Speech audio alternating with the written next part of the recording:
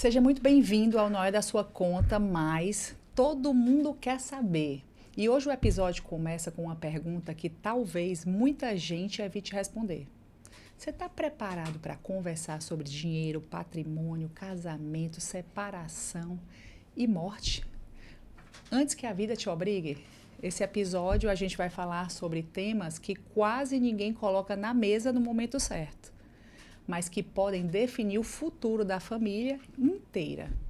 Vamos falar por que tantos casais se preparam para a festa de casamento, mas não se preparam financeiramente para a vida a dois. Vamos abordar o porquê conversa sobre divisão de patrimônio, organização financeira e proteção familiar quase sempre só aparece no divórcio, quando os ânimos já estão inflamados, onde poderia ser tratado no momento do amor, né? Vamos falar também sobre o porquê o planejamento sucessório deixou de ser um assunto apenas de grandes fortunas e passou a ser uma necessidade também para as famílias de classe média. E vamos abordar também como é que a falta de organização pode fazer bens se perderem, se deteriorarem, e inventários que duram 30, 40, 50 anos e até atravessam gerações, né? Quem nunca viu isso? Aquele prédio que está ali, aquele imóvel que está parado e a gente não consegue entender. E olha, esse podcast não é sobre o que aparece, é o que normalmente não se conta, já te falei isso. E hoje estamos recebendo aqui no nosso podcast um advogado especialista em direito de família e sucessões pela Unifor, pós-graduanda em direito societário, professora da pós-graduação da Unicristo, né? Isso. Membro do IBDFAM e das comissões de família e sucessões da OAB Ceará. Atualmente responsável pelo Núcleo de Família e Sucessões do escritório R. Amaral Advogados, com atuação estratégica em estratégias de sucessões e patrimoniais. Doutora Carla Rodrigues, seja muito bem-vinda ao Não é da Sua Conta, mas todo mundo quer saber. Muito obrigada. É um prazer estar aqui falando de temas tão atuais e necessários.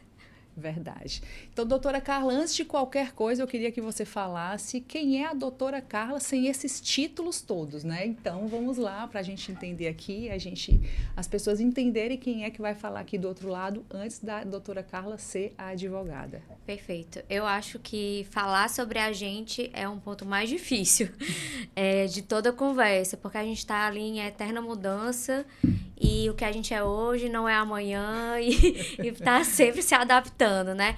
Mas eu sou uma mulher de 35 anos que iniciou a vida jurídica e acadêmica e caiu de paraquedas na área de família e sucessões. A princípio eu queria ser concursada, queria ser magistrada, e a vida tomou um rumo diferente e eu me encontrei 101% nessa área.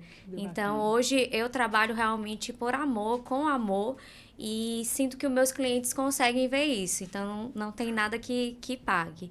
Fora isso, eu sou casada, eu sou esposa, eu sou filha, eu sou irmã, eu sou amiga. Então, toda mulher ela é um conjunto de fatores. A gente nunca consegue dizer que é só mãe, ou é só esposa, ou é só filha. Não dá, né? Ou só profissional. Ainda não sou mãe, mas espero que um dia. É isso, doutora Carla, toda profissão ela passa por eu acredito muito que no início de carreira, que você está estudando direito ali, você não sabe bem onde posicionar e a vida vai te levando para aquilo ali. Coloca alguns pontos e aí de uma hora depois você vira a chave, né? Exato. Mas vamos entrar na nossa pauta de hoje, tá? Que é começando uma vida. Sim. Por que hoje tantos relacionamentos, tantos casais param para se programar de festas, param para se programar para falar sobre viagens e jamais param, é um caso meu, tá? Eu fui casada, eu casei com 19 anos de idade. Nossa. E eu me lembro que quando eu cheguei, fui para o casamento civil, quando eu cheguei lá, o juiz me perguntou qual era o tipo de separação. O regime de bens. O regime de bens, eu nunca tinha escutado isso na minha vida e não tinha discutido isso com o meu futuro marido. Ele chegou lá, falou, eu não entendi nada. E olha que coisa interessante, o meu padrinho de casamento, que é o meu tio, ele me puxou, meu marido Meu ex-marido era 15 anos mais velho do que eu, me puxou e disse assim, minha filha, você vai casar com separação total de bens, você com 19, e naquele tempo, realmente, de fato, nenhum pai, nenhuma mãe, nenhum amigo, nunca tinha conversado sobre aquilo ali. Então, hoje, por a experiência que você tem, como é que por que os casais hoje falam tanto disso, de viver bem, de festas, de como organizar festas, e jamais falam um pouco sobre o dinheiro antes do casamento? Perfeito. É uma ótima pergunta, porque a maioria dos casais, de fato, se programa para viajar, para fazer uma festa de casamento, se vai fazer um curso, se programa para fazer um curso, se vai começar a investir, se programa para investir.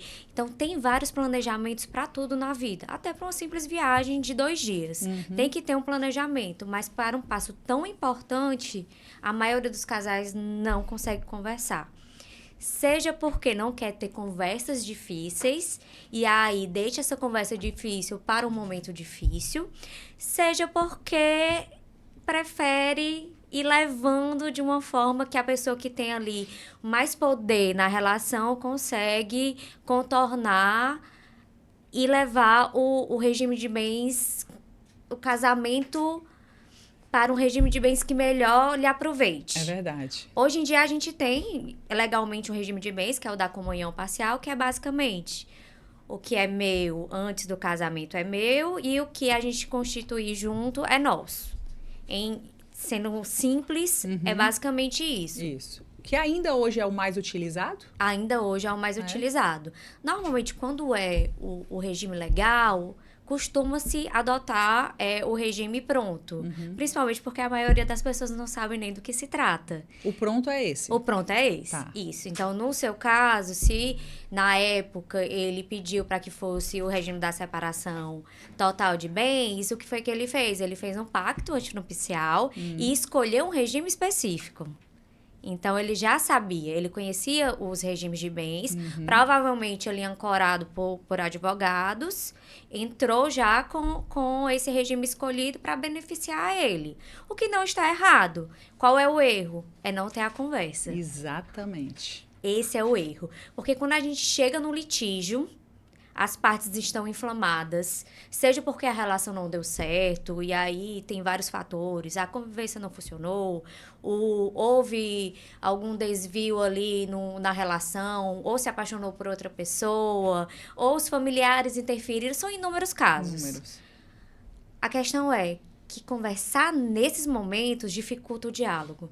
Então, toda mediação, ou até mesmo processo, quando inicia com todos esses fatores, as partes não conseguem chegar ali no consenso fácil. E desgastam uma relação que já está desgastada. Sendo que essas perguntas eram para ser feitas no início da relação. Assim como se você quer ter filho ou não. Se você não quer ter filho, e para mim é algo inegociável, então não vai dar certo. O regime de bens também. Assim como o que a pessoa vai querer fazer durante a vida. Eu fui casei em 2022, eu já estava com meu marido desde 2016. A gente teve todas as conversas difíceis antes do casamento. Então, como é que você visualiza a questão financeira? Na época, ele visualizava, não, eu quero guardar o máximo que eu puder e depois, ali, de uma certa idade, aí ficar tranquila. Eu disse, não, eu não quero isso. Eu gosto de viver bem, acho que a gente tem que investir, porque tem que pensar no futuro, mas fazer uma mesclagem. Então, a gente conseguiu conversar e teve as brigas no momento que o amor estava ali o maior possível. Entendi. E, doutora Carla, hoje muitas pessoas, casais, estão começando, porque existe aquele tabu, né? Que as pessoas acham que falar sobre isso é falta de amor. Mas hoje, com essa cultura que a gente está fazendo de pessoas, antigamente o homem era mais bem sucedido do que a mulher, hoje está se estabilizando, mais ou menos. E hoje, pela experiência que você tem lá no escritório, já é uma coisa mais utilizada? É um pouco. Mas não quanto deveria. Mas não quanto deveria. Porque evita problemas. casos simples que seriam solucionados, o dinheiro que é gasto em um processo de divórcio, ou até mesmo em uma mediação. Eu já fiz mediação que durou 1 ano. Meu Deus. Pensa, 1 ano tentando resolver questões que poderiam ter sido resolvidas antes. Até mesmo no pacto antinupcial, colocado ali como é que o casal desenhar junto, não precisa ser... As pessoas pensam que conversar sobre isso é querer passar a perna. Mas não é. Não se distancie muito. Na verdade, é se alinhar da melhor forma possível para quando ou se a relação chegar a um fim, existe paz entre as pessoas, principalmente quando existirem filhos, que aí as questões ficam mais complexas, quando existem crianças, né? Ou até mesmo filhos adolescentes. Então, o ideal realmente é resolver antes. O gasto, eu lhe garanto que vai ser infinitamente menor. É verdade, eu acredito muito, eu que trabalho com finanças, né? Eu acredito muito que, como você fez muito bem feito, você pontuou aqui que conversou tudo isso ao longo do tempo de namoro. É muito importante que a gente tenha essa liberdade. Eu estou falando aqui para você que está assistindo. Se você não tem a liberdade de conversar com seu cônjuge sobre isso, será que você está amadurecido o tempo realmente de fato para poder assumir uma relação? Então tudo que você conversa, eu falo muito, você que sabe que você tem intimidade com a pessoa que você está tendo, quando você sabe conversar sobre dinheiro, você sabe conversar sobre o que é que vai gastar, o que é que vocês vão construir, e relacionamento ele está muito baseado em admiração, né? Exato. Então quando você vem, os seus dois estão focados no mesmo sentido, com aquele objetivo ali de construir junto, existe uma grande probabilidade do relacionamento ser mais duradouro, né? Então, cabe aí também você ter a plena consciência de, cara, que momento a gente vai conversar sobre isso. E é muito interessante. Então, existem formas elegantes de se falar. Encontre o melhor momento, a melhor hora para se falar sobre isso, não é? Exatamente. E se alguma das partes tiver alguma dúvida, que procure um advogado para tirar um advogado que seja ou cada um representado pelo seu, que na minha visão é o melhor dos mundos, porque não vai ter ninguém enviesado, ou realmente um advogado que não seja da família e nem seja um advogado da empresa, porque muitos empresários fazem isso. Não, aqui é o advogado que cuida de tudo. E o advogado que cuida de tudo, ele não consegue se manter alheio a certas questões. Exato. E o direito de família ele é muito sensível. Então, o advogado ele pensa que ele consegue atuar em direito de família. Mas quando a gente está na prática, a gente vê claramente que não. Essa peça aqui, ela foi escrita por um familiar.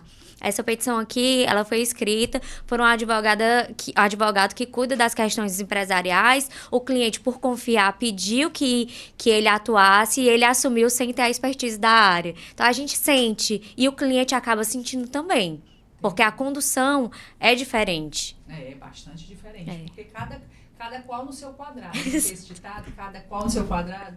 Mas a gente do lado de cá, viu, doutor, acha que o advogado, ele é um super, ultra, mega power, que sabe de todas as teses, sabe de tudo, mas na verdade, especificamente, é bom que você procure um advogado que saiba desse assunto em si, né? Exato. Até conduzir, você deve saber conduzir com o trato melhor, né? Com certeza, o trato melhor com a outra parte, o trato melhor com o próprio cliente, de saber dizer até onde ele pode ir, até onde ele está extrapolando os limites. Então, necessita ser um especialista. A minha irmã, ela é cirurgiã vascular.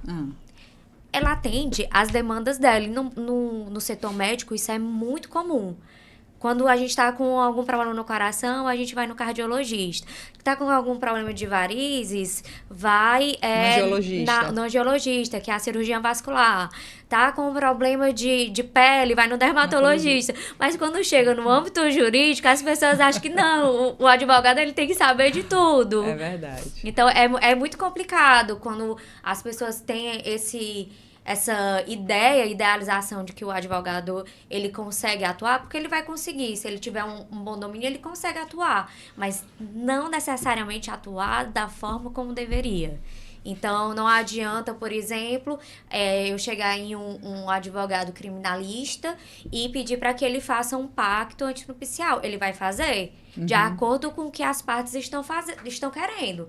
Mas será que aquilo ali vai ter viabilidade? Será que vai ter uma garantia? Ou não? Porque ele está fazendo com base em algo abstrato, mas a gente, quando vai formular um pacto, a gente pensa no que é que um precisa, o que é inegociável para um, o que é inegociável para outro, e se eles estão cientes de tudo aquilo que vai acontecer, como é o organograma familiar de uma família e da outra, e a gente vai ali construindo um regime novo. Que interessante. Então é muito bom, porque na verdade o escritório, vocês, na área mesmo específica, já faz aquilo ali todo dia. Isso. Então já tem mais ou menos uma prática daquilo ali, diferente de buscar um advogado ou perguntar para alguém. Eu tenho o hábito de dizer o seguinte: se você quer abrir uma empresa eu quero abrir uma padaria. Você vai perguntar para uma pessoa que tem especialidade numa padaria para saber se ter uma padaria é bom. Mas não, ela vai perguntar para outra pessoa que não tem nada a ver. E a mesma coisa aí. Se eu quero trabalhar em cima desse tema em si, vamos procurar um advogado. E mais uma vez, repetindo, é muito mais barato o pré do que o pós. Exatamente, né? Exatamente. É mais barato e dá menos dor de cabeça. Porque eu falo muito com... Eu coordeno hoje o núcleo de família e sucessões do escritório. Então, eu converso com as advogadas, com o estagiário e coloco, olha, a gente lidar com questões familiares vai muito além ali do jurídico. Então, tem que ter a especialidade, mas a gente tem que saber lidar e ouvir para entender onde é que está a dor do nosso cliente. Porque, às vezes, o cliente chega, eu quero... finalizar com tudo. Eu não quero dar R$1 para essa pessoa, eu quero ficar com a guarda unilateral, eu quero ficar 100% com a convivência. E aí a gente vai escutando e entende que não é nada disso. Que, na verdade, a pessoa está aberta ali a dar o que for preciso em relação à pensão alimentícia, que divide os bens, mas ela só quer um pouco mais de convivência com o filho. Mas, diante das barreiras que foram criadas, e criadas até mesmo por outros advogados, acaba havendo ali uma resistência. A gente tem que ultrapassar essas barreiras. Então, a gente tem que chegar nessa parte emocional para entender o que é que realmente o cliente quer e o que é possível. E aí a gente está falando um pouco do casamento, que é o pré-casamento, né? Então, esse cuidado. E aí, durante o casamento em si, o casal, ele começa a construir, ele começa a ter patrimônios, e a família também tem patrimônio. Então, vamos começar a entrar num tema sobre planejamento sucessório, tá? Por que existe ainda um tabu colocar isso na mesa, alguém levantar a pauta, quem é que vai puxar esse assunto dentro de casa, né? Porque também tem isso, o fulano acaba sendo interesseiro, mas existe um tabu falar sobre planejamento sucessório ainda em vida. Como é que isso aí é hoje em dia, doutora? Perfeito. Existe um tabu, a morte é um tabu. A gente surgiu o assunto morte, as pessoas já ficam tensas, elas não querem entrar ali porque é como se elas estivessem desejando a morte, ou esperando a morte, ou pensando apenas nos bens da pessoa. Porém, essa visão teve um início de mudança após a Covid. Porque com a Covid e com aquelas mortes que ocorreram ali de forma inesperada, as pessoas se encontraram em uma situação crítica de não saber o que fazer, não saber os bens que existiam, as contas que existiam, sem acesso a nada, sem nenhuma informação. Então, isso prejudicou empresas, isso prejudicou famílias mesmo. Isso deu um alerta. Com isso, os testamentos, eles tiveram um boom. Começaram a se fazer mais testamentos. Mas ainda assim não se fala da forma como é para se falar. Outro ponto, começaram a falar muito sobre a questão da hold. Eu acho que todo mundo escuta. Doutora, eu quero fazer uma hold. Por favor, eu quero organizar minha vida, vamos fazer uma hold. Nem sempre a hold é necessária. Então, a gente parte aí para os instrumentos de planejamento sucessório. A gente tem diversos instrumentos. O testamento, a doação, a gente tem a hold. Mas cada família e cada composição de patrimônio e composição familiar vai ter ali uma roupagem diferente. Então, eu não consigo simplesmente...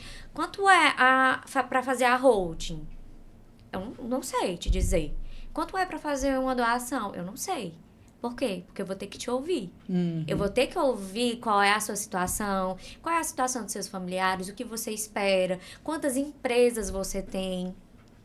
Então, tudo vai depender ali. Eu digo que a gente faz um trabalho artesanal. Eu sempre brinco dizendo, bem olha, personalizado, é né? bem personalizado. Isso, porque o genérico, lá na frente, ele vai dar problema.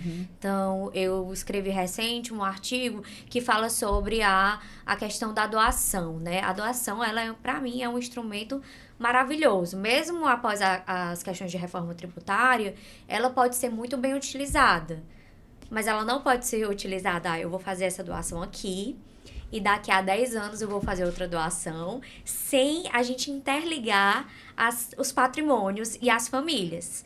Chega cliente também dizendo assim, olha, eu quero resolver a situação patrimonial do meu pai, porque ele tem filhos de outro casamento e eu quero que fique tudo para a nossa família e não para o filho. Mas não é assim, porque a gente tem questões legais que precisam ser respeitadas. E a gente tem formas de suavizar sem entrar numa ilegalidade que vai ser desconstruída depois no judiciário. Então, é necessário que a gente fale sobre a morte. A morte, ela é inevitável. Eu sei que eu vou morrer, você sabe que vai morrer. Todo mundo vai morrer. Quando? É um detalhe. Mas a gente pode se preparar para ela. Eu posso deixar os meus filhos em uma situação ali confortável, sem que eles fiquem se degladiando. Eu posso fazer com que o meu cônjuge converse com os meus pais e eu consiga entender qual é a necessidade de cada um e eu decido se em caso de morte eu vou deixar uma casa para os meus pais porque é onde eles vivem. E aí eu vou deixar algo para o meu cônjuge. E tudo isso vai depender, sabe do quê? Do regime de bens que se tem. Porque tem completo impacto no planejamento sucessório, no divórcio e no inventário. Agora, o divórcio ele sai mais caro, o inventário ele sai mais caro.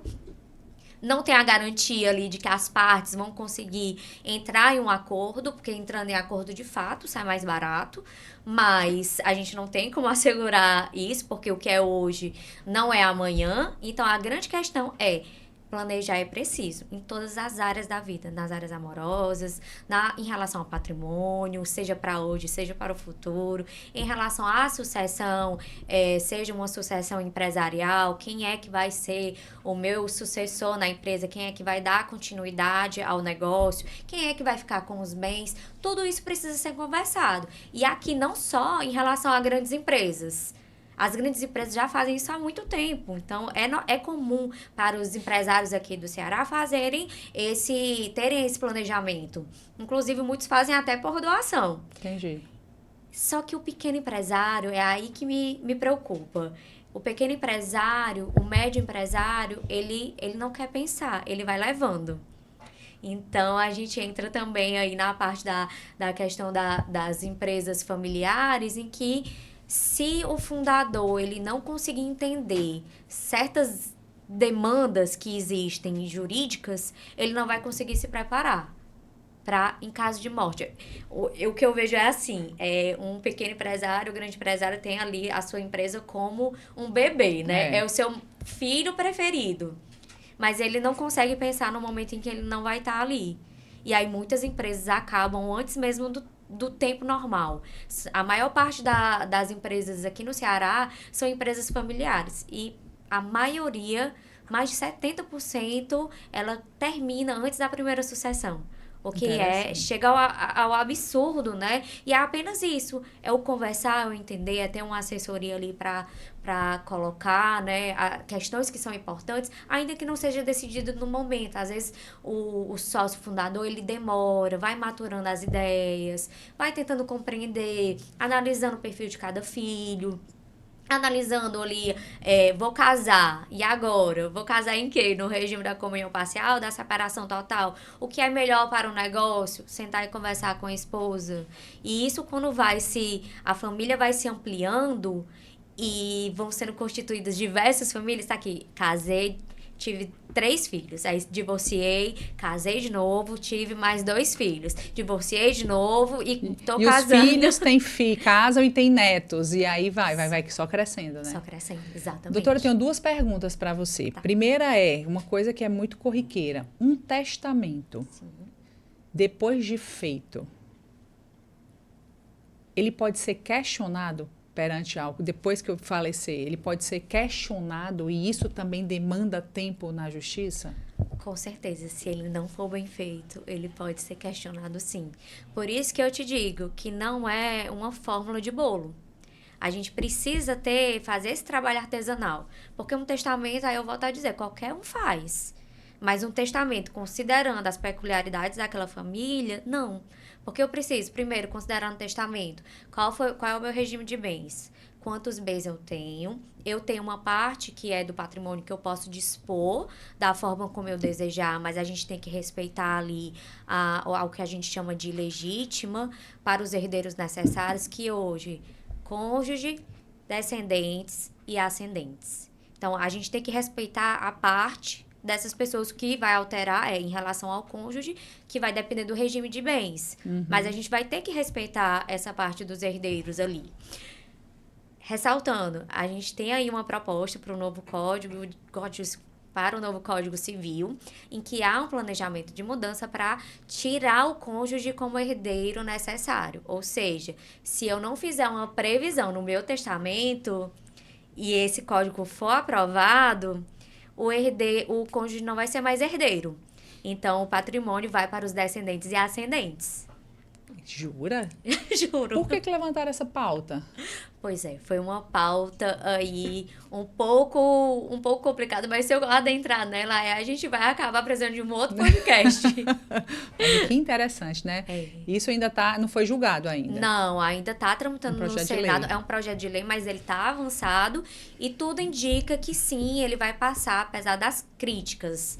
Então, a gente tem alguns doutrinadores que falam em algo que a gente chama de supercônjuge e mini-cônjuge, porque a gente está numa seara hoje em que o cônjuge ele tem um olhar atento da lei.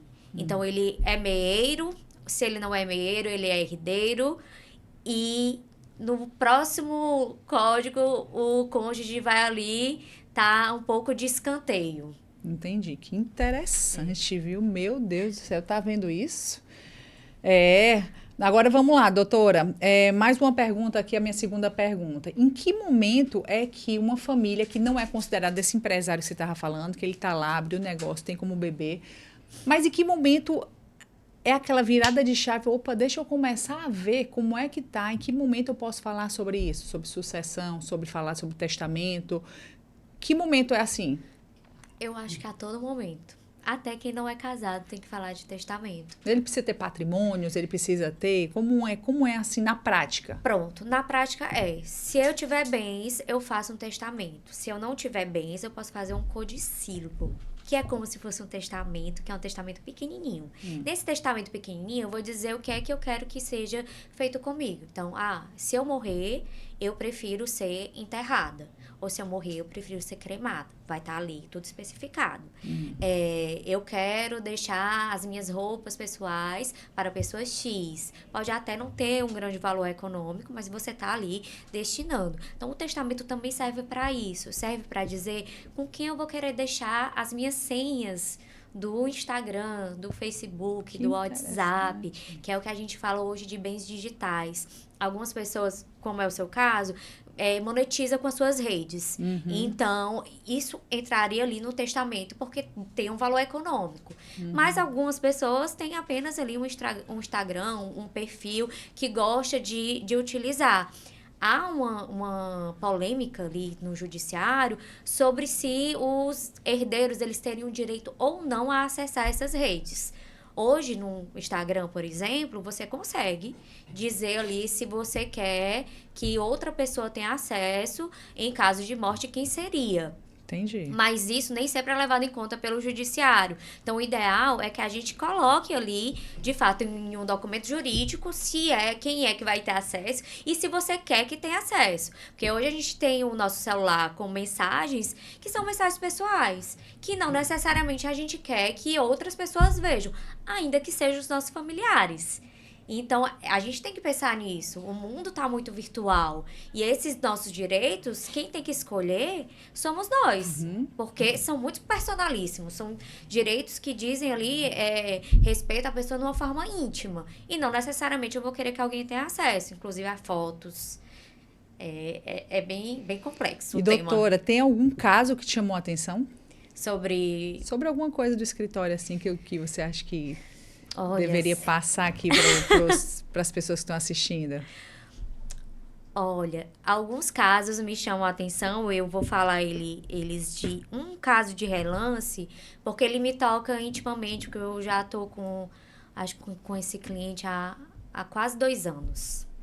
Então, é muito tempo. É um processo ali que para o direito não é muito tempo, mas quando a gente vai sentindo ali a dor das pessoas, ele acaba se tornando um processo longo. É um processo em que não se discute nada além de guarda. Guarda em convivência. E que os pais não conseguem se acertar. Então, é algo que poderia ter, assim, ser utilizado uma comunicação básica, mas que não foi utilizada uma comunicação básica desde o princípio. As conversas difíceis não foram tomadas. Então, hoje o processo ele trata só apenas sobre guarda e convivência.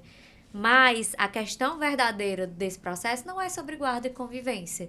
E a gente vai sentindo ali no decorrer das conversas, a gente consegue sentir o que tem mais as dores do casamento, que eram questões financeiras e poderiam ter sido resolvidas antes, depois não foi resolvida da forma como a pessoa esperava e acabou ali tendo um alongamento na questão da guarda e convivência. Interessante, né? E quem sofre não são, quer dizer, os pais, todo mundo sofre. Isso. E quando não tem um puxando do lado, outro puxando do outro, e não foi bem resolvido, e não está claro, e não tem ninguém que desça do salto, né? E diz assim, não, deixa eu resolver, porque quando, aquele velho ditado, quando um não quer, 2 não brigam, né? Mas quando fica nesse mas eu vou te falar assim, que às vezes quando um quer brigar, briga. Né? É verdade. Porque com os nossos clientes, a gente sempre coloca muito em tela que a nossa preocupação principal em divórcios litigiosos ou demandas judiciais que envolvem guarda, alimentos, que demandam ali um litígio, a gente sempre coloca que o nosso ponto principal vai ser a criança. Então, se aquilo não for bom para a criança, a gente senta, conversa e diz, olha, é isso aqui que você vai fazer de negativo para o seu filho ou para a sua filha. Será que vale a pena? Vamos só pesar aqui? E a gente coloca ali de maneira real até onde o nosso cliente pode ir. Mas nem todo advogado faz isso. Entendi. Então, tem advogados que insuflam. E aí, aquilo que era algo pequeno fica algo simplesmente gigantesco. Eu acredito demais. E que pena, né? É uma pena. Que pena. Então, a gente está falando aqui para as pessoas. Eu queria que você desse um conselho para quem está escutando essa conversa. Como é que você... Em que momento você aconselha ter realmente essa conversa difícil? Fala um pouquinho do seu, para a gente já ir finalizando, de como foi essa sua experiência de falar e dar um conselho para as pessoas que estão aqui assistindo. Pronto. O momento de falar sobre o casamento, em que você decidiu, fiz o pedido de casamento, alinhei, porque as pessoas conversam hoje, não tem mais casamento imposto aqui no Brasil. Então, quando a pessoa vai casar, ela conversa, olha, eu te amo demais. Aí outra pessoa diz, eu também te amo demais, vamos casar? Aí tem um pedido de casamento. Pronto, tá aí. No mínimo, assim, o mais tardar é esse momento, no momento do pedido de casamento. O ideal é que se converse durante o namoro, assim como eu fiz. E como algumas pessoas fazem. Porque você vai vendo se as expectativas se alinham, se não se alinham. Se a visão da pessoa ali entra em algum atrito com a visão de vida. É aquela questão de princípios. Não se deixar levar pela emoção. Porque quando a gente começa a namorar, vem aquela emoção. E é o amor da minha vida aqui, o amor da minha vida lá.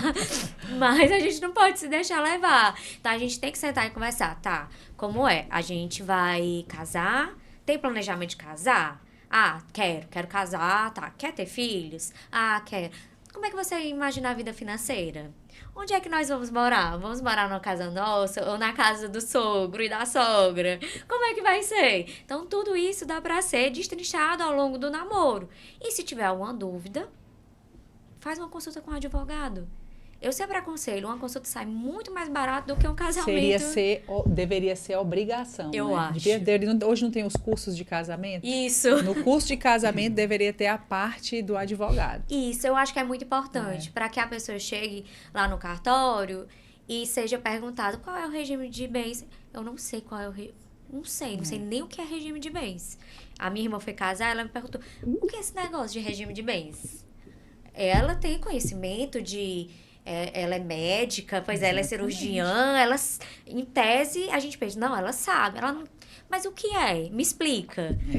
Vou te explicar de uma forma bem fácil como é cada regime, e aí você senta e conversa com seu marido, hoje marido, que também é médico, e decidem juntos qual vai ser ali a decisão de vocês.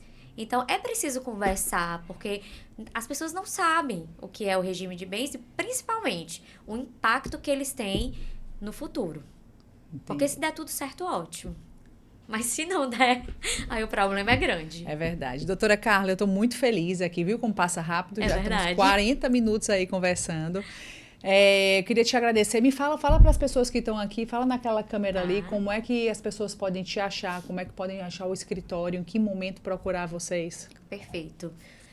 Nós estamos abertos a qualquer tipo de procura em relação a essas demandas familiares e outros. O escritório é um escritório full service que a gente... Pode cortar? Não. Volta. Depois a gente pode cortar. Tá ao vivo? Ah, então pode cortar, né? É porque eu não posso fazer propaganda, então eu... Então vai. Tá. Desculpa. Que eu comecei a falar, apareceu muito propaganda e não pode, é contra o código de ética. Tá. Nós estamos abertos, eu faço parte do Raul Amaral Advogados, que hoje está se tornando R. Amaral Advogados. A gente segue um legado do Dr. Raul Amaral, que já tem mais de 20 anos de escritório de advocacia, atendendo todas as áreas. A gente consegue se complementar para poder atingir ali onde está a dor de vocês. E o ideal, como eu disse para a Dulce, vamos resolver o problema antes dele acontecer. A gente consegue prevenir com uma consulta. O próprio casal pode ir junto para tentar entender o que é cada regime, como é que ele vai trazer implicações para mim, para a minha família, o que é que eu faço ali com os meus bens, qual é o momento de fazer um testamento. Eu posso mudar o testamento? Você pode mudar, não só pode, como deve, porque ao longo da vida tudo vai mudando. Perfeito. Então, a preparação, ela é tudo, o planejamento é tudo na vida, seja financeiro, seja para o casamento, seja para qualquer área da vida. Se previnam. É isso. Muito, muito, muito bem. E esse foi mais um episódio do Não É da Sua Conta, mas todo mundo quer saber. Hoje, com a advogada Carla Rodrigues, do R. Amaral Advogados, a gente falou sobre aquilo que muita gente evita. Dinheiro no casamento, divisão de patrimônio, conversas difíceis, o planejamento sucessório e organizar a vida antes que a dor obrigue, né? Sim. Tem assuntos que parecem desconfortáveis no começo, mas a gente pode evitar uma guerra no final. Com certeza. E a grande reflexão que eu tive foi essa. Sim. Existem conversas que parecem difíceis agora, mas ficam muito mais dolorosas quando são deixadas para depois.